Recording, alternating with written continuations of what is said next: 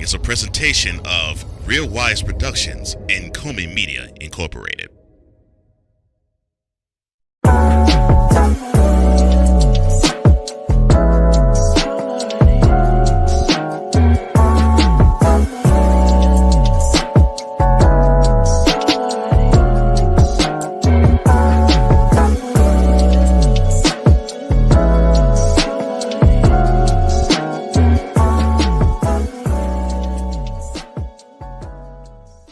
Jimmy Fallon getting canceled? Why? Next on Mentality.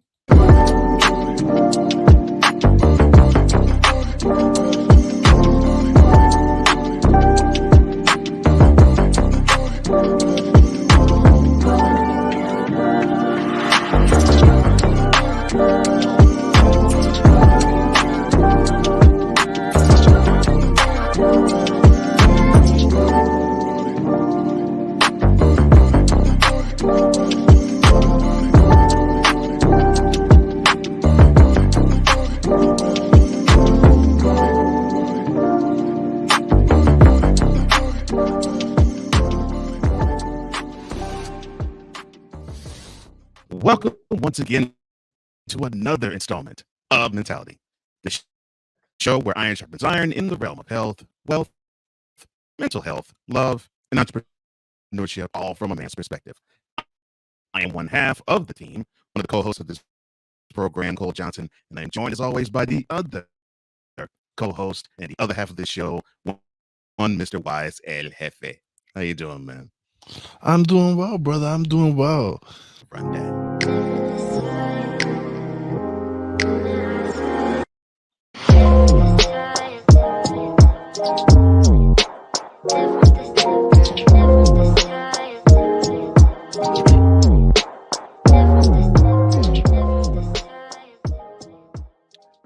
Now, the grand jury in Georgia that investigated Donald Trump recommends now criminal charges against 3 of his U.S. Senate allies.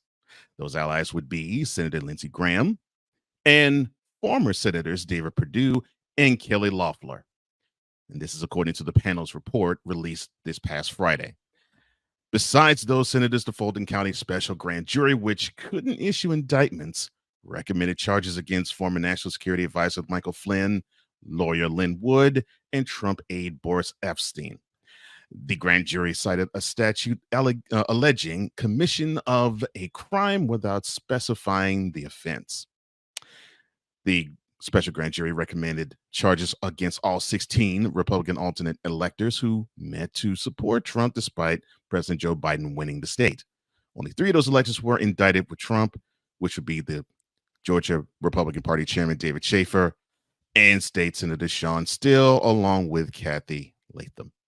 My question to you, sir, is which one of the 3 that the Georgia grand jury said that they want to bring charges upon is going to dime old Donald Trump out? All of them? I don't know. Listen, I just find this funny, man. I find this funny that now this is the man who's screaming, "Oh, the election is rigged. The election is rigged," and now he is the one who's getting indicted on those charges. I just they are really in their powers. They're trying to get him out of this race, man. That's just how I feel.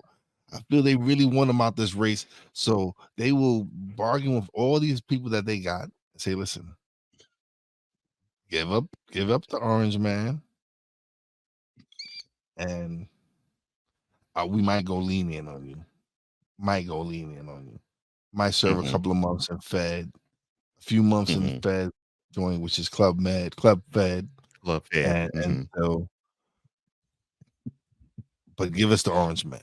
And then they're going to use that leverage to force him to drop out of the race, and which would be crazy. Is that's the only way they're going to get any of the candidates to win. They have to eliminate Trump, so they're going to do it by any means necessary. They're going to offer these people immunity, whatever, but they are after him. Let's not get it confused.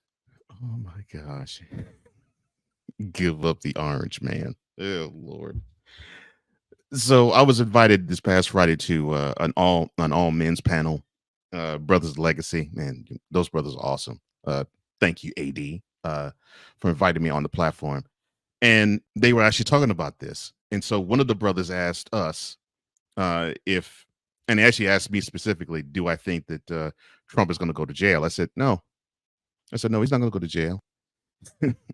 He's going to, and if he does, because to me, I think all he has to do is say, I'm dropping out of the race, and all the charges will fall. And he won't do that until he gets in one of these back rooms and he cuts a deal saying, okay, now if I drop out this race and you drop all the charges, you're not going to come up with new trumped up charges against me. That's the only way I can see all of this going away. And I can actually see that happening. So I'm with you. I'm thinking this is all this is all to stonewall Trump from becoming the president again. And it's hilarious to me. It's hilarious the lengths that the U.S. government is going through to stop him. We'll talk about it. Florida Governor Ron DeSantis. Well, he had to deal with a shooting week before last in Jacksonville, and 3 people were killed at it. So he attended the area to give his thoughts, and he was roundly and soundly booed. And then after that, one of the family members of the 3 that got killed uh, reflected in saying that yeah, he just ain't really he just really ain't it. He's not that guy. And was really pointed in his criticism toward DeSantis. Well, DeSantis, being the strong-willed guy that he was, he fired back. Oh yeah, he fired back, and he said something to the effect of, quote, "There is the truth, and there is something about the truth. It's not everyone doesn't have their own truth. No, you don't get to come here and blame me for some madam. That is not appropriate, and I'm not going to accept it." Close quote. Now, this attack is being investigated as a hate crime. The Jacksonville shooting is. My question to you about Mr. DeSantis, sir, or I should say Governor DeSantis. How can I phrase it? Here we go. Why is that man so chronically tone deaf? I don't know.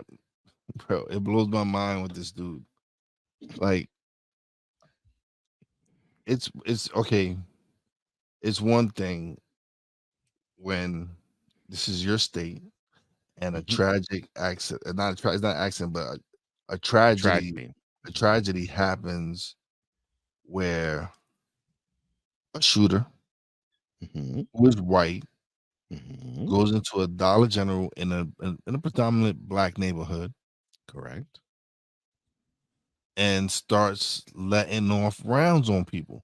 That lady that was in her car, that was crazy. Yeah. He shot her in her car.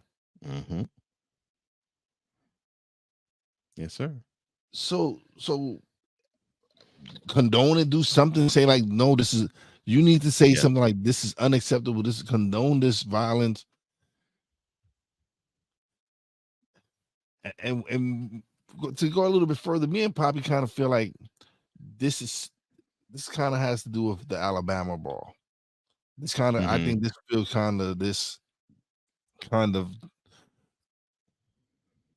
motivated him more to do this, because everybody was pushing it as, oh, look at this race war going on in Alabama. That's what they was promoting it as. This is what everyone was, oh, black versus, and so I could,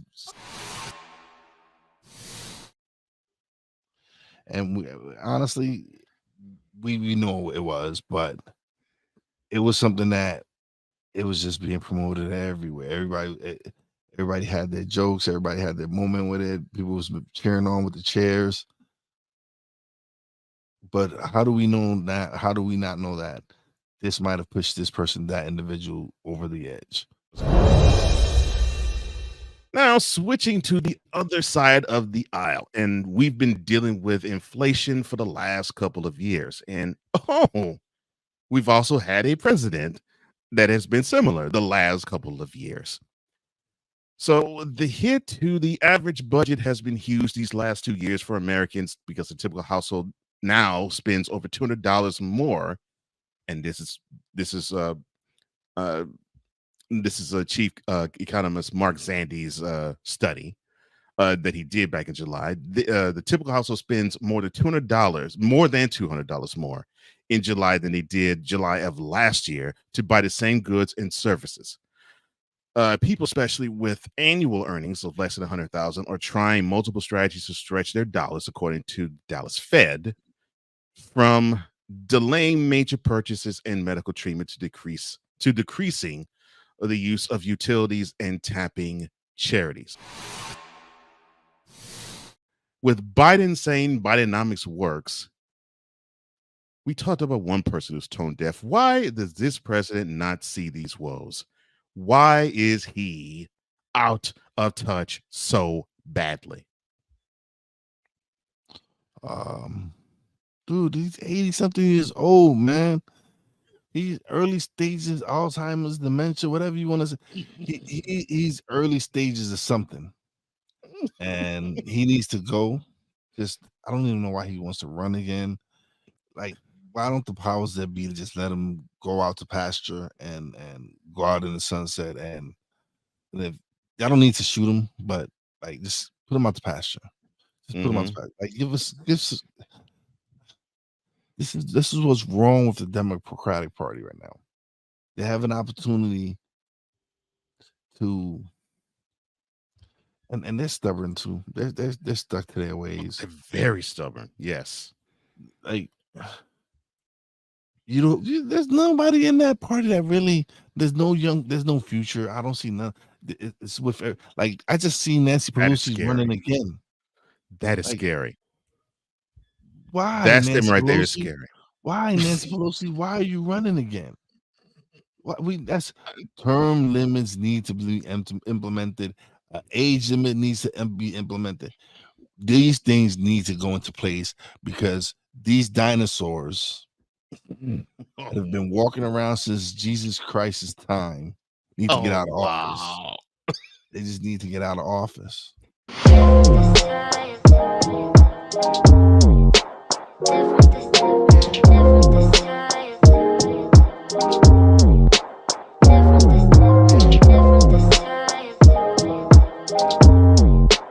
We're just getting started.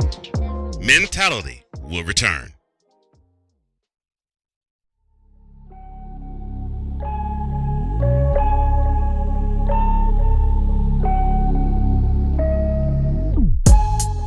You have to learn to live with yourself before you can make a commitment of yourself to someone else. When you go to something that's already structured, like the church, I don't need to go in there thinking I'm the pastor. It's like already one set up, you know what I'm saying? It just had everything, but I learned, you know what I'm saying?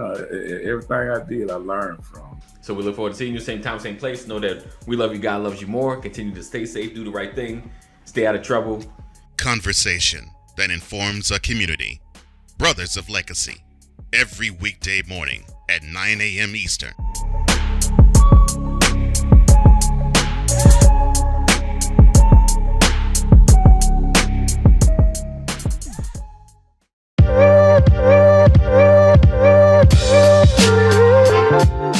This is all docked up.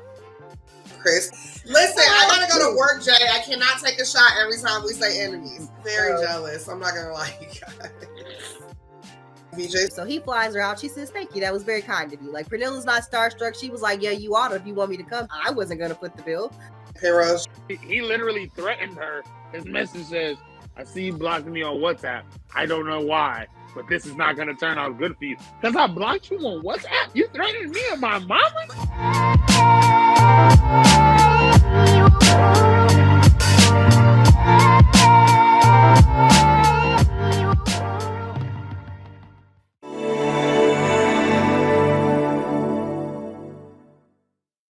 Welcome back to Mentality, where men are men and they're not machines.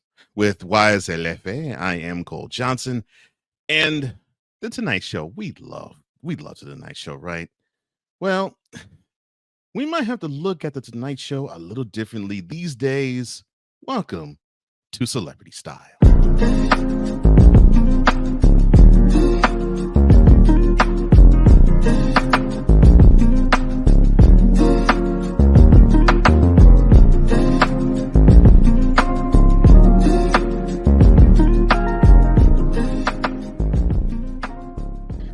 Late night talk show host Jimmy Fallon, he may have been off air for a long time because of the writer's strike, but the Tonight Show is getting center stage focus. And why is that? Well, in a Rolling Stone investigation published last week, the 2 current and 14 former employees of the NBC talk show say that their experiences working on the show included declining mental health, intimidation from higher ups, including the 48-year-old Fallon himself, and poor treatment because Fallon's erratic behavior. The staffers whose jobs ranges from production crew to office employees and writers all requested anonymity out of fear of retaliation. Of the more than 80 Tonight Show employees, past and present, who were contacted, no one who spoke with Rolling Stone senior entertainment reporter Christy Lee Yandoli agreed to speak on record or had positive things to say about working on said program. Still, many of them praised Fallon's immense talent and comedic gifts. I will start by this question. Now, Jimmy has been on the Tonight Show, I believe, 9 years.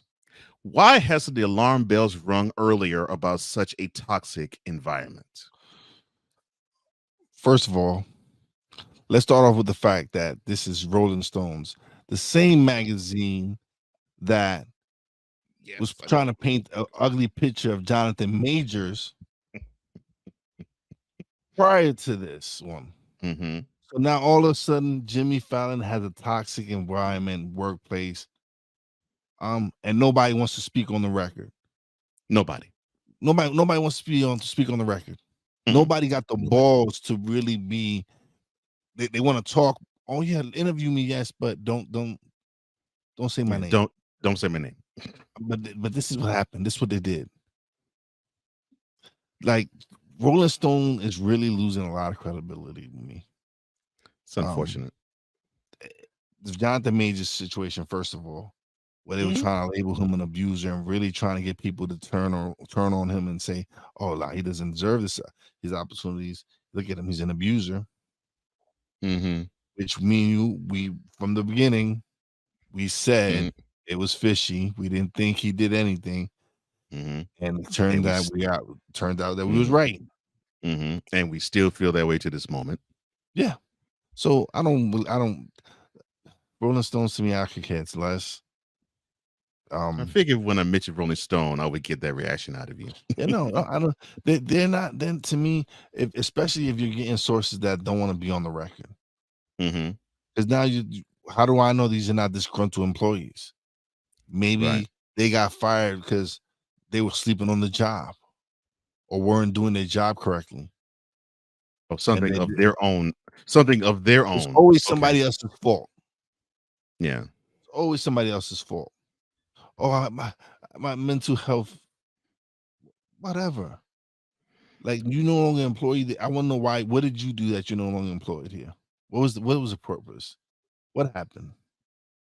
So, and I'm sure they didn't say what happened, but they want to say, oh, it was a toxic work environment. They yelled at us or whatever. Whatever. All right, so put your name to it. Put your name to it. That's it. That's why we when we say what we say it. It's live. Whatever we say here is live. We put our names on it. Yes, sir. That's just how we feel. When I take one syllable back. Exactly. It's my opinion of that person. I can care if they can't, because I'm sure they don't give a about my opinion of them. Like I could care less of anyone's opinion of me. But these are my opinions, and I'm gonna express them. So when one of you anonymous resources or whatever are willing to grow some balls and put your name to it, then to me it's just hearsay. If you're gonna accuse this man of such a thing, he has the right to defend himself against his accusers. Yes. Who to let me know who you are. Let me know when I offended you. Like it's ridiculous, but again, we're quick to attack people, from whatever. People you got people saying, "Oh, they did this to me, they did it, they did that to me."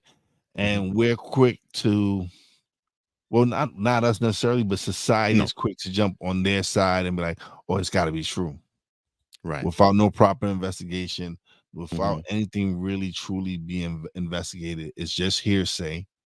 But we're gonna put it out there and not put out the whole facts because we don't have the whole facts. We just have accusations, right? And we just gonna write a story. Right. Yeah. Which leads me to my next question, because some of the accusations are bullying and racist microaggressions. Now, you've seen the Tonight Show with Jimmy Fallon, so have I. So, have that picture of Jimmy Fallon that we see, that we've even seen away from his programming and interviews, and those accusations. If this is true, why were these bullying and racist microaggression tactics allowed?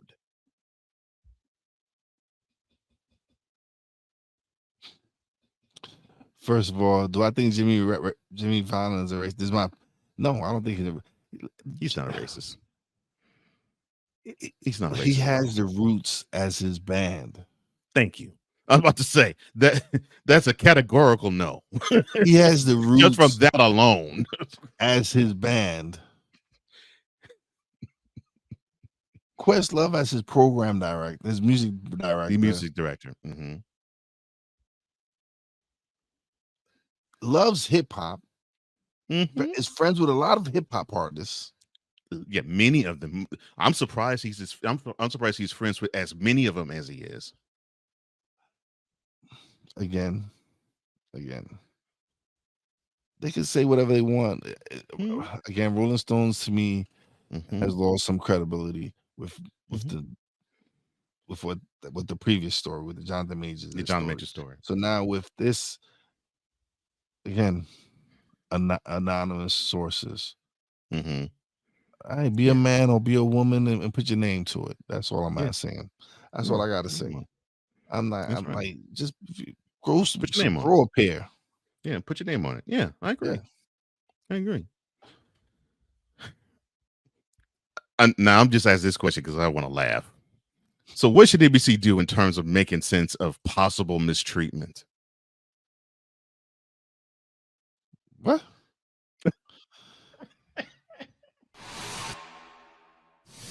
The report also says that there have been 6 show level execs and 9 showrunners who have decided to leave the show for whatever reason. So they're alleging that high turnover might have something to do with the smoke that possibly could be, or alleged to be, coming from the Tonight Show studios. Jay, there's high turnovers in every industry.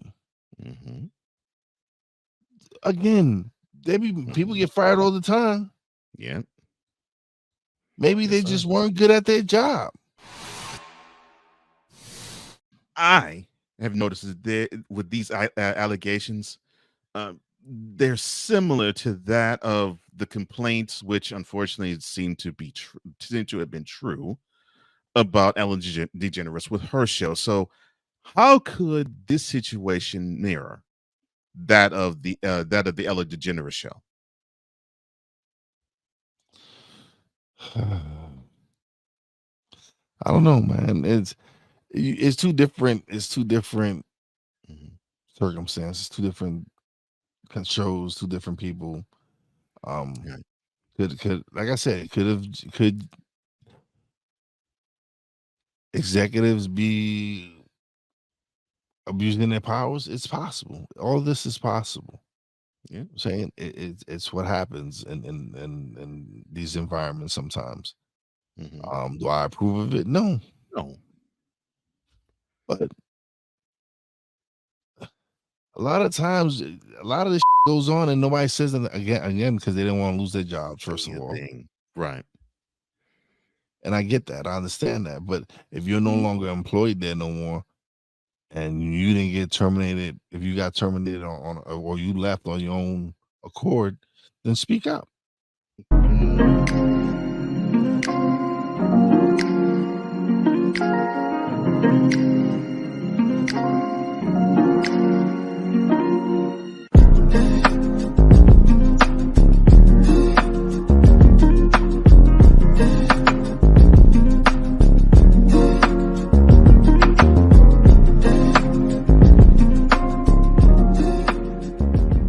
Mentality will be back in 2 and 2.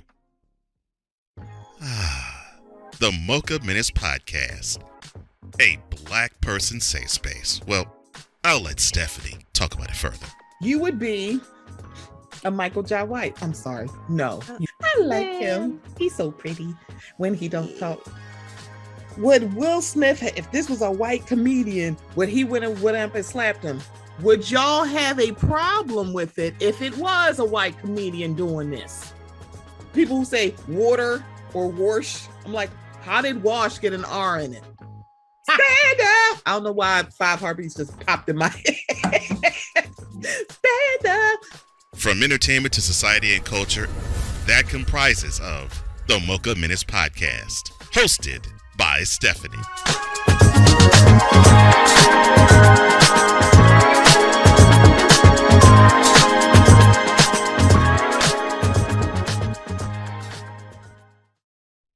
Are you looking for something to do on your lunch break? Well, there's a show on the BS3 network that has only 4 words to say to you. We ready. We ready. We ready for y'all. We ready. We ready.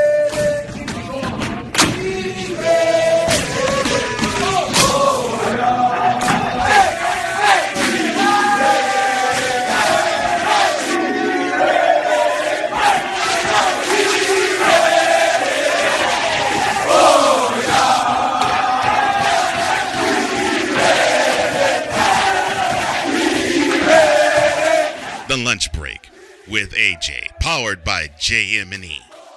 Live weekdays at noon Central.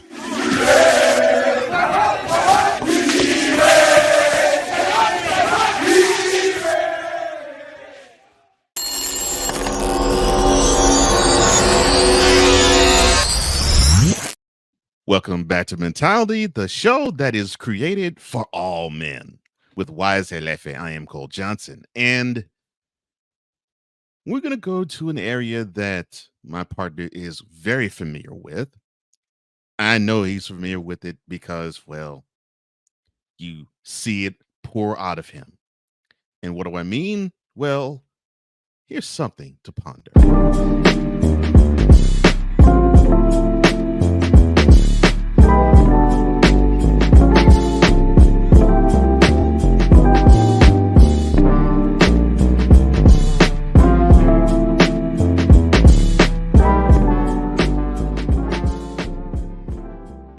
The mayor of the Big Apple, Eric Adams, says he does not see an end to the ongoing migrant crisis, which he also said it will destroy the nation's most populous city.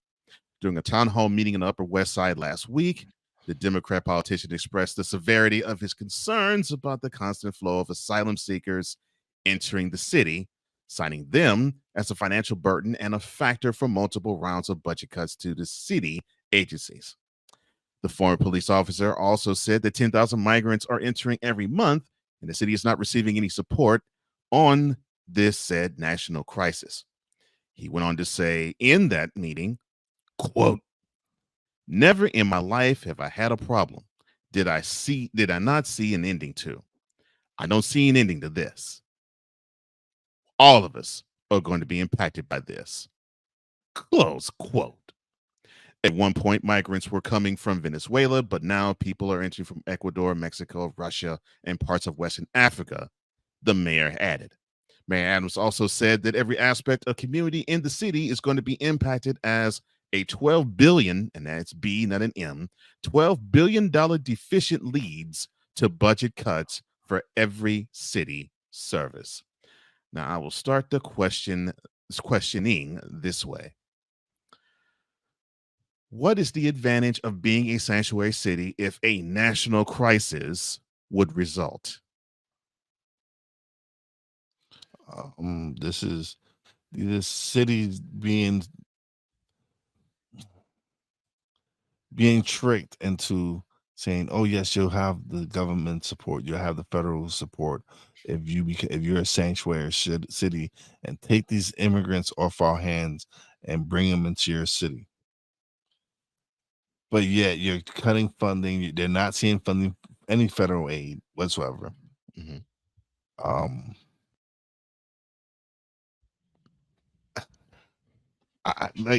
I don't know. Like, what is it that they expect these people to do? Like, what jobs do they expect them to get? Because they can't work, right? All I can see is maybe the state puts them to work. I don't know. Might maybe help them find. I don't know the solution. I'm not a politician. This isn't what I do, but something needs to be done. Some money needs to be allocated for this. If you the Democratic Party, because this is the party that really is endorsing all this. Yeah, they champion this, right? You need to figure out a way to get these sanctuary cities some funding. Something needs to be done. It's sad to see my city going through this, but this is kind of why I moved out. Like, it was time for me to move out the city and go into the mountains and into the woods, man. It's pretty much more peaceful. I'm realizing that I had enough years of the city, and it's time for me to get away. And I don't know, maybe some New Yorkers should consider moving out. Not to Florida though. Just do not move to Florida. Because I was about to say, it seems like when New Yorkers do move, they move to Florida. I need to stop.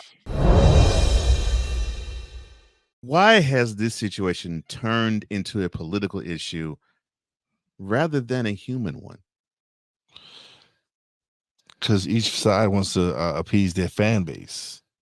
They want to appease. I love the fact you use the word fan base. That's exactly how I feel. Because that's what it is. These people like groupies, man. Mm-hmm. And it's crazy that it's coming to this. We need to. I guess we as Americans need to find something to figure this out and get a solution for this. But this is supposed to be the land of opportunity, right? A lot of us come from immigrant backgrounds. If these people come here to work, put them to work. There's a lot of, listen, y'all want to talk about there's no jobs. There's the jobs out there, man. There's jobs people don't want to do. That's correct. So put these people to work. Make them earn their keep. If you're gonna be in this country, give them, I don't know, a temporary green card, whatever it is, temporary working papers, whatever. Give them a specialized social security number, however y'all want to do. I don't. This is where y'all talking about. There's no labor, there's no jobs, there's no people that want to start finding communities that need workers. Oh, I'm sorry, I was gonna say Florida, but Florida doesn't want them picking their oranges either. So how can New York City be a sanctuary city and still have enough resources available for everyone. They need help. The government has to provide something, and we're in so much debt. It's just ridiculous, man. It's funny that we help everyone else in the world, but we can't fix the problems that we have here at home.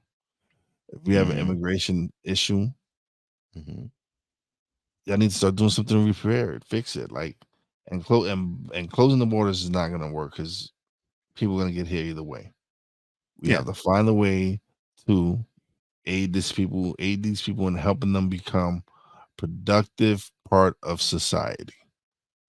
Everybody always overcrowding, man. Please, because all y'all do is live in these cities. There's a big country out there.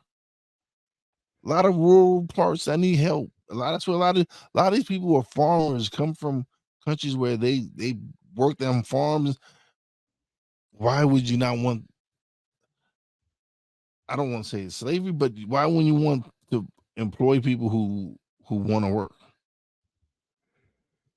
Or at least offer the opportunity to people that want to work. How in the world can this system of immigration, broken as it is, be fixed? By getting out these ancient dinosaurs out of office, like getting these people that are stuck on the past and not focus on the future and focusing on how to solve this issue and how to work with these governments, and so that they don't want to come. Like, we have so much influence and power, but what are we doing with it? We're not doing the proper things with it. We're not really. We're stuck on whatever the agenda is right now, and immigration is a problem. It really is. But we continue with these same leaders that have been in office 30, 40, 50 years, seeing this happen, right? Seeing this all grow and develop and waiting last minute to truly do something. When you could have had jump on this years ago and focused on how are we going to solve this? How are we going to work on building this and making sure that people who do come into this country legally, or we get these people documented and find a way to make them, again, a part of society, contributing part of society.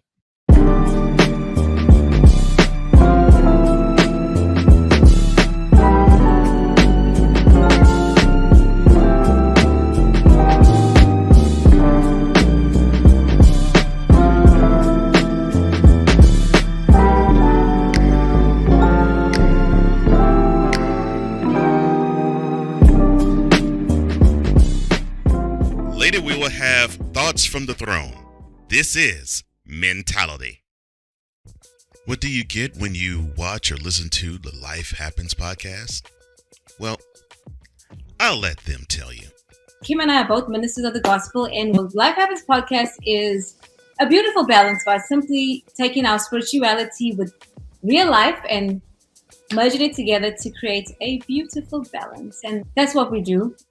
BS3 Network proudly presents Life Happens podcast, where Christianity and life intersect. Live every Wednesday at 7 p.m. Central.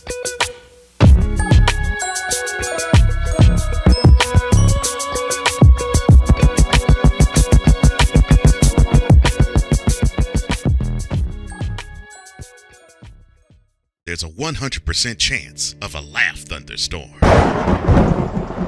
4 men with different viewpoints take a movie, show, or documentary and review it uncensored, unfiltered, uncompromised, with no holds barred.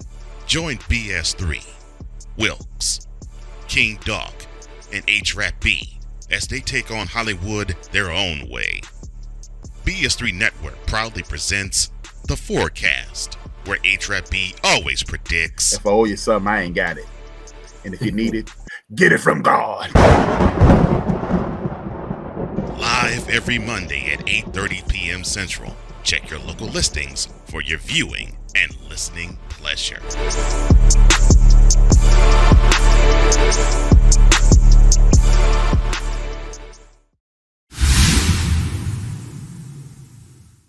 Welcome to Mentality, where it is the ultimate masculine safe space. With Wize and Cole, I am Cole Johnson, and it is time for us to unveil something that we haven't done in a while, and it's time to do it. Welcome to Brotherhood Goals.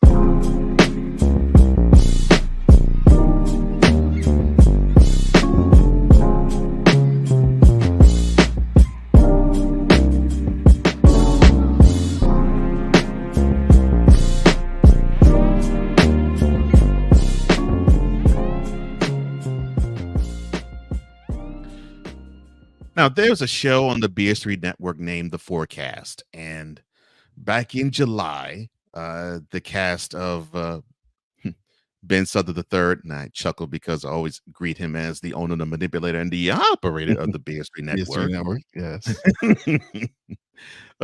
Ivan Dawkins or King Dog, H-Rap B or Brian Williams, and there is a clip that I'm about to show you about vulnerability from our brother David Wilkes, aka Mayhem, aka Undercover 5-star Chef. And what you're about to see is an example of brotherhood that needs to happen all the time. And here it is. I'm gonna give it something that I don't think is gonna happen again. Y'all may shoot it down, but it's unprecedented. I'm gonna give it a 6. Whoa. Okay. I'll put you there for the 5. And did you start at the 5 before the review too? I started at a 5, but there was just things in that moment where, like I said, he was trying to kill those old versions of him, those copied versions of him, because I've been that person. So, I mean, I can't tell you how many times I've tried to separate myself from that person, but you can't really separate yourself from that person. You have to grow with that person and nurture that person. Thank you. Preach, brother. That was just me, man. I've done some dirt, man, and that just kind of that just resonated with me, man, because I've tried to crucify and kill that person. Wow. Yes. Thank you. I have to live with that, and I have to take that person to the grave with me. So. Thank you, Wilkes. That was gospel, brother. Come on, Wilkes.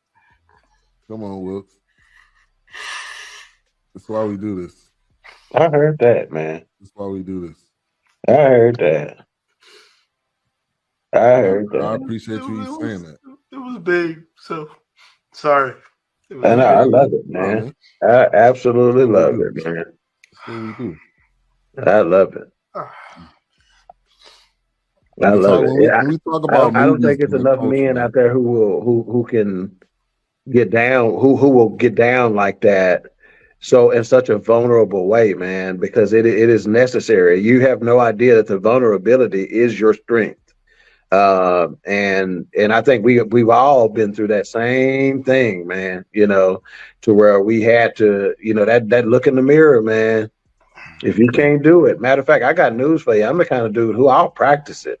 I'll look at myself in the mirror frequently just to make sure I still can, Wrong with this comment, man. Yeah. Man, we all about to share some tea. He said, "Oh boy, you ain't lying, Wonga." You hear that, man? You read that comment Wilkes that Wonga said, man. That is a repentance in the way that it was intended to be. See, here's that interpretation of that scripture that says, "Confess your faults one to another." You understand what I'm saying? But a lot of folks don't get that, man, and that's what he just did. Last week. And that was courtesy of the BS3 network. Thank you to Ben.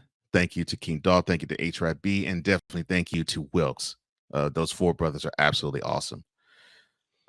Now, the reason why I showed that clip is that I believe this is what brotherhood is supposed to look like.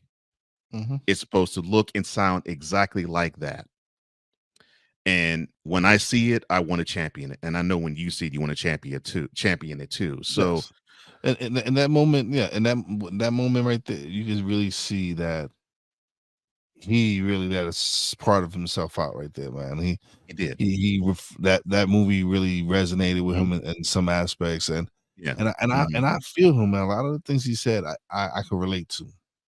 Yeah, a lot of the things like when you try to eliminate that person that you used to be, or and kill them off, but what you're failing to realize that that's a part of you.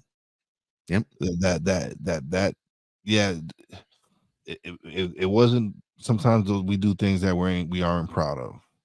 Yeah. Saying me and Poppy, we discuss all the time. We've come from a background where we're not proud of a lot of things that we did. But and we've tried to eliminate those people. But but they are a part of who we are. They again, like I said, we aren't proud of a lot of things we did. Yeah. But it's a part of who we are and a part of who we are becoming. Right. Because we no longer want to go back to who those people were. Right. Our goal is to be a better person. And that's we battle that every day. We battle this every day where we try to become a better person every day, a better version of ourselves every day. Yeah. And for Wilkes to do that, and then the way the guys responded, man, like it was just beautiful. It's okay. This is great. And that was beautiful. That's a perfect situation where to me it felt like he really was just being authentic and just being himself, and it was just he was caught up in that moment. Yeah. And we've all had that. I've had that a few times where I get caught up in the moment, and you just like you just gotta let it out. Yeah. Like one of my first is like last year for International Women's Day. I spoke on my first event, and I had no speaking experience, and but I had a guest on my show, and she wanted me to be a part of her event. When I spoke there, I broke down when I talked about my wife and losing her and all the struggles that I went through. Right. But it was just me being myself, being able to speak to these women and show them that regardless of what we've been through in life and the struggles we've been through in life, there's always a glimmer of hope that you'll overcome whatever your struggles are. We could rush to, wow, it was cool for Wilkes to be that vulnerable, which it was. It was cool to see him be that transparent. But it was even much more amazing to have those brothers not, because you know how it is. They could have easily been joking him and cracking, oh dude, why you crying? Why are you crying, man? No. Oh, you shedding tears? but it just shows you the maturity, the level of maturity, and let them know that this is our brother showing a vulnerable side of himself, and it's not the time for us to joke on him. Like maybe off the air later on, I'll crack a joke like, but and probably did too. Yeah, but on the air, like you got to be supportive and be like, yeah, brother, we're here for you. Let it out. We feel, we all understand. And that's why we do what we do. That's why we create the content that we create, because we want to let guys know that it's okay to show your vulnerable side. It's fine. Right. We're not saying you can't show vulnerability. Right. We can't. You can't. No. But we also can't. We also don't want to use it as a crutch. Exactly. Because if used improperly, it can be used as one. Yeah, no about that. But we both have a good understanding with the Forecast brothers and with Wilkes know that was not a crutch moment. That was brother was laying this guy was being real, and he laid his emotions bare. Yeah. And I applaud him for that. I applaud and I applaud the guys for the way they handled it. It was shout out to everybody at the Forecast. You brothers, I love the show. It's a great show. Yeah, show's great. So it was just one of those moments where again, they talk about brothers can't work together, 4 men of colors can't work together. And look at this moment where four brothers got together, and 3 of them seen one of them was having a moment, and they had his back. Yep. And they showed solidarity, and they showed that, hey, we're brothers. We get through this. Go ahead, brother. We here for you. We let it out. And again, shout out to them. And it's amazing, man. It's beautiful to see stuff like that. It is, man. It is. And yes. When have you ever felt embarrassed in sharing your vulnerability with other men? Never. Why aren't spaces like this encouraged among most men? Because again, that's how they control us. They don't want us to be in these spaces. They don't want us to be able to express ourselves and not allow for us to be judged because we're human. Just because we want to be able to express ourselves, be able to have our voices heard. Like, being a man is not easy. Like, it's ain't. No, sir. You're relied upon on so many different things, and then if you don't deliver, you're made fun of. You're labeled. You're not a man. You're not a provider. And it's, listen, everybody goes to their struggles. There's moments when everybody's up, and there's moments where, but it's how you deal with those moments. It's how you, like, are you gonna wallow? Are you gonna wallow in all your misery and everything that's going on, or are you gonna dust yourself off, pick yourself up, and rebound and move on to greatness?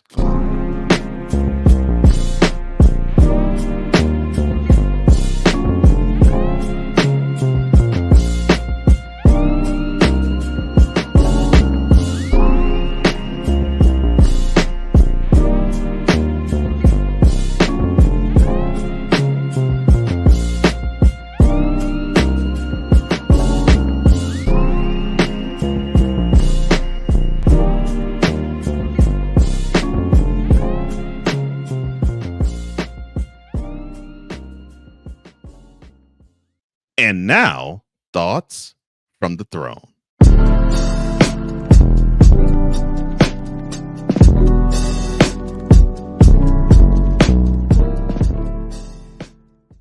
All right, so the NF season is upon us. As of this recording, the only game that was played was the upset of the defending Super Bowl champions, Kansas City Chiefs, by the Detroit Lions. By who I picked that game. I chose the Lions, by the way, just so everybody know. But oh my God. Yeah, the NFL season is here. My Giants play a very important game Sunday night against our arch nemesis, Dallas Cowboys. I really need a win. I'm praying, God. I'm really praying, because I really want to rub it in Marvin Otero's face that the Giants are here. Yes, I have to rub it in his face, man. I fired the first shot. Yes, I admit it. I fired the first shot because I was tired of him sending these memes about the Cowboys. So I fired the first few shots. And I need to be able to win this weekend to fire some more shots. And yeah, I'm being this closing thoughts from the throne is basically me being petty. Yes, I am petty. I am upset. We are 0-10 the last 10 games. Something has to change. Something has to change. So, Giants, please listen to me. I'm begging you. Win. I need to end this. I need to be able to respond to Cowboy fans and not with my head bowed down. So, let's go, Giants. I'm starting a new thing. Dallas. Oh Lord. Oh my gosh, no. And that's my thoughts from the throne. So I literally was just minding my own business. I really was not paying attention to anything but my work. And I actually was leading a meeting at work when I received a phone call that I didn't recognize the number. And then about a half hour later, my wife calls me and she says, well, this number called and this person said that they knew you. And we talked about it. And then all of a sudden my mind cleared up and I realized, wow, this was a literal blast from the past. So cut to the evening when I called this number and we talked for about a half hour, and it was a really good conversation, one that I didn't think I needed for one reason. This person was a childhood friend of my ex-wife. And toward the end of that conversation, I asked about her, and the moment that she said that, yeah, she's married and she's living a wonderful life, I felt so free. I could not tell you how wonderful that felt. And what I realized is I went into another realm of closure. I felt released and I felt free and I felt peaceful and I felt joy when I heard her say that. So to the old friend that I hadn't talked to in almost 20 years, thank you for that phone call. I needed it because I gained a closure I did not know I needed to have. And now I've gained more joy because of it, thanks to you. And those are thoughts from the throne.